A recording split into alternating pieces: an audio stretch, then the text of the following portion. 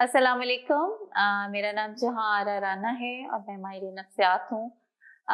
जिस चीज़ पे आज मैं बात करना चाहूँगी वो बहुत अहम बात यानी नशे का बढ़ता हुआ इस्तेमाल हमारे माशरे में और उसके लिए क्या हिकमत अमली होनी चाहिए। क्या नशा एक बीमारी है? अगर एक बीमारी है तो फिर इसके इलाज में ताख़ीर क्यों? तो पहली बात तो ये कि बहुत से लोग जब हमारे पास पे आते हैं इलाज के लिए विलिंग वेज में, वहाँ पे भी पहली बात जो सुनने को मिलती है वो ये कि ये तो बीमारी नहीं है।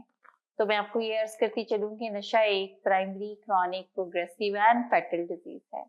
ये हमेशा रहने वाली है, बढ़ने वाली और खुदा न खास्ता जानलेवा बीमारी है। नशे की बीमारी का इलाज बिल्कुल उसी तरीके से ही मुमकिन है जिस तरीके से तमाम क्रॉनिक प्रोग्रेसिव डिजीज का इलाज किया जाता है। इलाज में ताख़ीर क्यों होती है? तो देखें, इलाज में ताख़ीर की बहुत सारी वजूहात होती हैं। पहली बात तो ये कि मर्ज़ के बारे में आगाही ना होना, यानी बीमारी को बीमारी ना समझना। फिर उसके बारे में खुद फरेबी का शिकार होना, यानी डिनाइल में फैमिली या मरीज का होना, ये समझना कि तो कोई बड़ा मसला नहीं है, वक्त के साथ ठीक हो जाएगा। ऐसे तमाम तरीकों से बीमारी को ठीक करने की कोशिश करना जो कि गैर साइंसी बुनियादों पे हैं, जैसे कोई भी हकीमी इलाज या कोई ऐसा इलाज जो कि साइंटिफिक नहीं है, जिससे मर्ज में कोई अफाका नहीं होता बल्कि बढ़ने के चांसेस होते हैं। फिर वो रवैये जिसमें शेम का एलिमेंट बहुत ज्यादा है, लोग क्या कहेंगे, रिश्तेदार क्या कहेंगे, हालात खराब होंगे, ताल्लुकात खराब होंगे, और ये सोच के हमारा कहीं अपने मरीज से इलाज पे बात करते हुए ताल्लुक खराब ना हो जाए। ये वो सब चीजें हैं जो इलाज में ताख़ीर का बाइस बनती हैं। जब भी हम प्राइमरी क्रॉनिक प्रोग्रेसिव डिजीज की बात करते हैं तो फिर उसमें जो चीज बहुत ज्यादा जरूरी है वो इलाज है।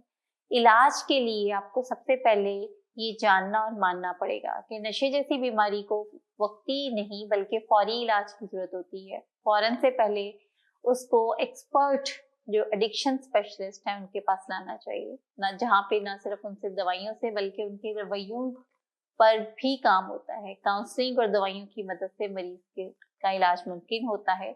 उसके साथ साथ उन तमाम बिलीफ्स, अकीदों पे भी हम काम करते हैं जो इलाज में बड़ी रुकावट होती हैं। जैसे ये मेरा मसला नहीं है, अब किसी भी नशे के मरीज से अगर बात करें और उनको कहें कि आओ इस सिलसिले में बात करते हैं, आपकी बीमारी के बारे में किसी से मशवरा करते हैं, तो फौरन से पहले वो कहेंगे कि ये बीमारी नहीं है, ये मेरा मसला नहीं है।